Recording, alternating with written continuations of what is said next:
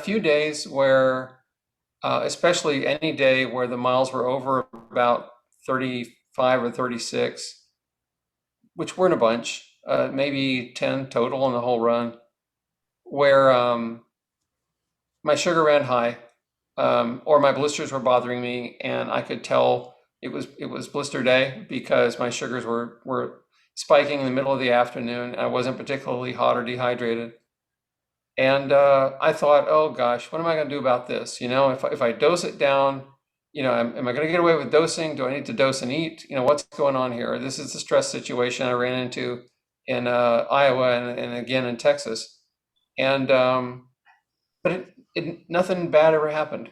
Um, Mm. just kind of sat there and waited, and almost always it was because somewhere I had eaten a little too much fat, or I just needed to sit down, and my sugar kind of normalized, either because of the pump or because of the reduction of the stress. Mm. And I was more scared that bad things would happen than actually did. Mm. And I don't know. I guess I got lucky this time around. I think if I had had some more dangerous bridge crossings or something like that, it would have been different. I see. Wow. So in those moments, you would just kind of take a break. If it was like a stress thing, you would just take a break for a little while, and then you would resume running again, or just take a break for the rest of the day. Take a break just for the moment. Typical situation would be there might be a long guardrail over a river, so no chance to, go down into the low part of the land and run back up. Very narrow shoulder, had to wait for a gap in traffic. The gaps were never that big. I'd find a gap that I thought was good. I would kick into high gear and run like crazy, almost outrunning myself. Get to the guardrail just as the car came up. Step over the guardrail into God knows what, weeds, broken glass, and I would just kind of sit there going, "Oh my God," and Hmm. moments like that, you can't run like all heck is broken loose and then slow down and kind of be mellow. You got to kind of sit down and soak Hmm. up Yeah. just how hard that was in the moment and give yourself a break. I think far too many people who do long distance don't give themselves breaks, and they either end up injured or psychotic by the time it's all over with. Yeah, that's I think you summate that really well. When it comes to stress and hyperglycemia and running, it becomes a self-fulfilling loop of it being a physiological stress and then a mental stress of you trying to run It at makes it that worse. level. What's that? It makes it worse to add the mental stress to the cycle to the physiological stress. So most people, most runners, because runners are crazy, will just try to push through, and opposed to taking the step back that you have Yeah. mentioned and just riding it out and then continuing again. Um, so I think that's a really good lesson for a lot of people. Because I was going to ask you, you know, would you handle on these runs if you woke up with a pretty high blood sugar, if it was in the 200s plus, you know, um, I found you just kind of have to wait till the blood sugar stabilizes, even if that's a few hours to start the run. But it sounds like if that's happening during the run or before, you probably do the same thing as well.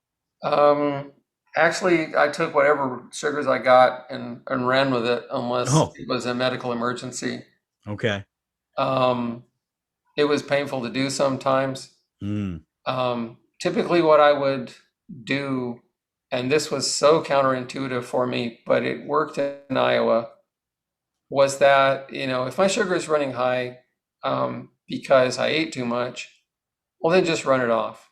If my sugar is running high because I didn't dose enough, then dose a little more.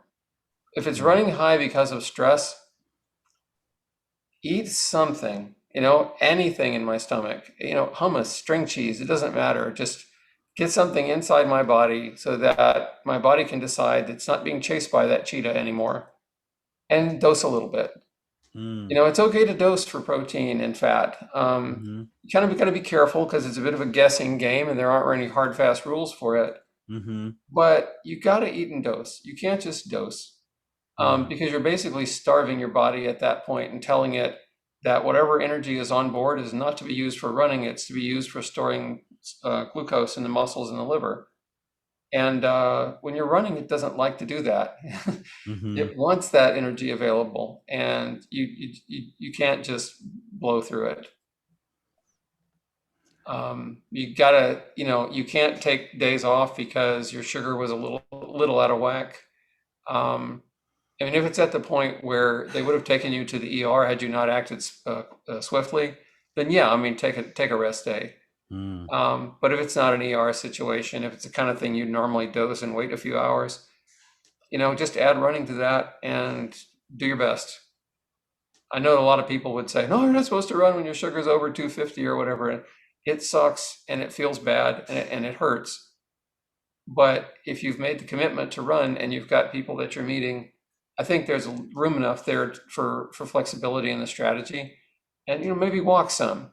Walking for half an hour will drop your blood sugar and you're still 3 miles closer to the next town. Mhm. So I think you got to kind of be flexible. Yeah. That's I mean, that's kind of how I approach things, but I don't run near as far as you do. But like, if my blood sugar is really high and I want it to come down quicker than if I just bolus, I'll just go for a run real quick and it knocks it down, and then boom, it's nice and level for me. Yeah, and it doesn't feel unpleasant for all that long. Yeah. It's I